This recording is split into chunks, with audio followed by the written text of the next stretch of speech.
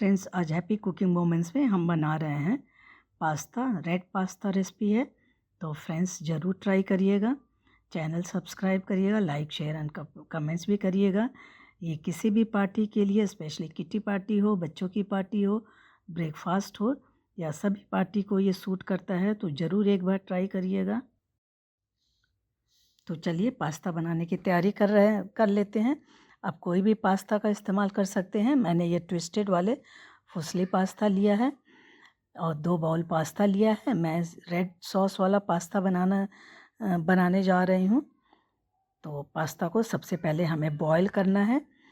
तो पानी हम लगभग तिगुना चौगुना पानी लेंगे, उसमें नमक और थोड़े से तेल के साथ इसको बॉईल करेंगे। तो पानी मैंने गैस पे चढ़ा दिया था, बॉईल हो गया है। तो डाला है नमक, लगभग 1 टीस्पून, 2 टीस्पून तेल डाल रही हूँ और पास्ता डाल करके इसको मीडियम फ्लेम पे बॉईल कर लेंगे लगभग 4-5 मिनट के लिए। इसका कलर चेंज हो जाएगा तो आपको पता चल जाएगा कि बॉईल हो गया है, वाइट कलर हो जाएगा। और वैसे भी चेक कर लीजिए चम्मच से काट करके या फिर हाथ से तोड़ करके, थोड़ा सा ये कटने लायक हो जाए। बहुत ज़्यादा सॉगी नहीं करना है हमें, नहीं तो बाद में कुकिंग में ये दिक्कत होगी। तो पास्ता मेरा थोड़ा सा हार्ड था, तो आधा मिनट के लिए और रख दिया था। फिर उसके बाद उसको धुल करके ठंडे पानी से छान करके रख दिया है।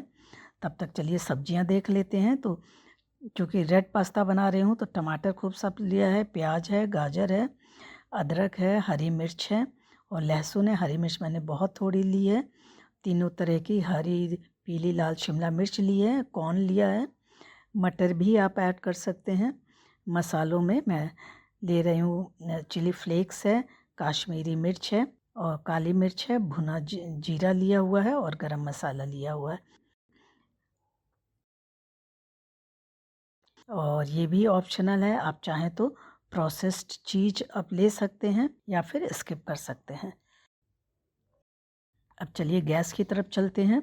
ऑलिव ऑयल का नॉर्मली लोग इस्तेमाल करते हैं, लेकिन मैं रिफाइंड ऑयल और बटर का इस्तेमाल कर रही हूँ। तो बटर जल ना जाए, बटर का भी टेस्ट बहुत बढ़िया आता है, तो ज़रूर ट्राई करें। तो तेल थोड़ा सा गर्म हो गया है तो बटर डाला है। बटर मक्खन के मेल्ट होने का, पिघलने का इंतज़ार करेंगे। फिर डालेंगे जीरा, और जीरा थोड़ा सा ब्राउन हो जाए फिर लहसुन फ्राई करेंगे। गार्लिक डाल दिया है, फ्लेम हम मीडियम ही रखेंगे। गार्लिक भी फ्राई हो गया है तो प्याज ऐड कर देते हैं। और सारी इंग्रेडिएंट्स की क्वांटिटी डिस्क्रिप्शन बॉक्स से चेक कर सकते हैं। डाला है गाजर, चॉप करके मैंने लिया है, आप चाहें तो ग्रेटर से ग्रेट करके भी ले सकते हैं। अदरक और हरी मिर्च, जो सब्जियां कुक होने में ज़्यादा टाइम लगती हैं उनको पहले डालेंगे।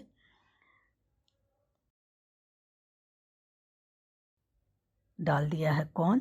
शिमला मिर्च बहुत जल्दी कुक हो जाती है, उसको सबसे लास्ट में डालेंगे और मिक्स करते रहेंगे। फ्लेम हम मीडियम ही रखेंगे। अब शिमला मिर्च भी ऐड कर दी है। बहुत ज़्यादा गैप नहीं, एक आधे मिनट के बाद एक एक करके सब्जियां ऐड करेंगे, जल्दी कुक हो जाती हैं। और सारे मसाले एक साथ ऐड कर दिए हैं। अब मसाला डालते ही आंच कम कर देना है और आधे मिनट के लिए, 40 सेकंड के लिए फ्राई कर लेते हैं और मसाला जल न जाए। अब डालेंगे टमाटर जो हमने प्यूरी बना के रखी थी। डालेंगे नमक टेस्ट के अनुसार। नमक हमने पास्ता में भी डाला है, इसलिए नमक इस समय कम ही डालें, सब्जियों के हिसाब से ही डालें। बाकी हम टोमेटो सॉस डालेंगे, उसमें भी नमक रहेगा थोड़ा बहुत। अब प्रोसेस्ड चीज़ मैं इसी स्टेज पे डालती हूँ, आप चाहें तो लास्ट में भी डाल सकते हैं।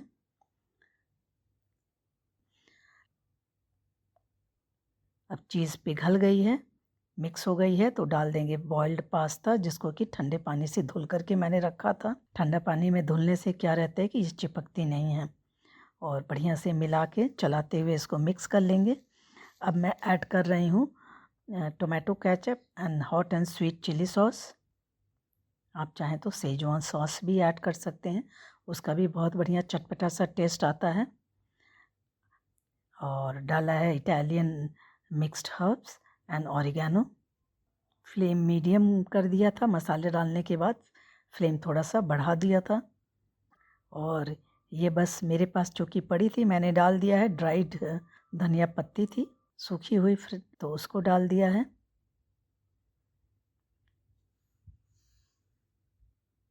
तो मेरा पास्ता तैयार हो गया है। तो फ्रेंड्स ज़रूर ट्राई करिएगा।